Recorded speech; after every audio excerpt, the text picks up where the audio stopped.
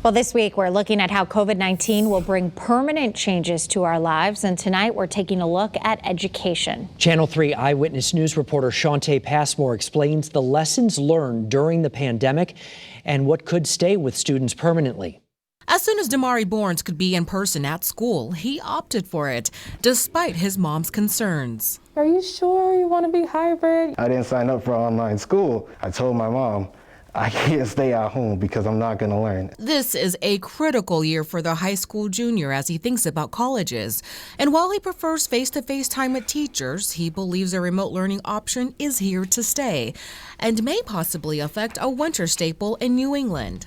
I feel like that's going to be like, oh, snow day? No, we don't have those anymore. It's remote learning now. The first time we used remote learning, many that we heard from a large number of parents who said, well, you know, snow days are important. Superintendent Dr. Alan Bookman tells Eyewitness News Glastonbury Public Schools changed its stance on snow days. The district now alternates them, meaning some days kids are off, other times they're in remote learning. Bookman says this flexibility is undoubtedly due to technology, a factor that will lead the way in educating students. Glastonbury schools already embraced a one-to-one rollout of devices for its 7th through 12th graders pre-COVID-19. Now, every student has one. There are many things that you could do with the technology.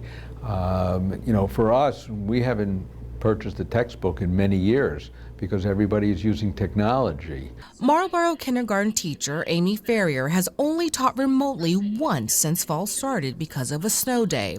She tells me her class constantly practices with platforms just in case school closes. It is not an equal playing field right now. Ferrier is talking about the lack of access to devices and connectivity needed for distance learning. I think that this has brought attention to the disparity amongst districts. The digital divide became so apparent in Connecticut, the state intervened by delivering 141,000 laptops across the state last December.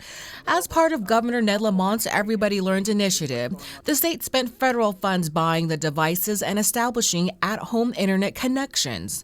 The move highlights how imperative it is to have equal access to technology. The pandemic not only altered the way kids are learning, but also their learning environment. It's just a simple spray gun.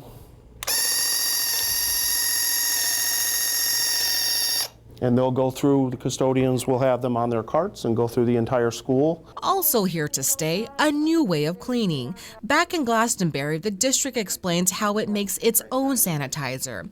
In addition to cleaning daily and nightly, it also fogs the schools.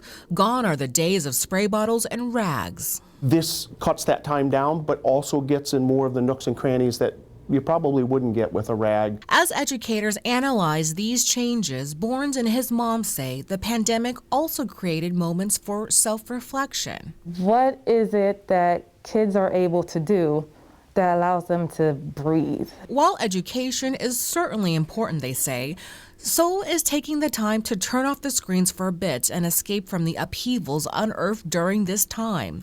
In other words, it's adopting self-care. It's finding the balance. Shante Passmore, Channel 3, Eyewitness News.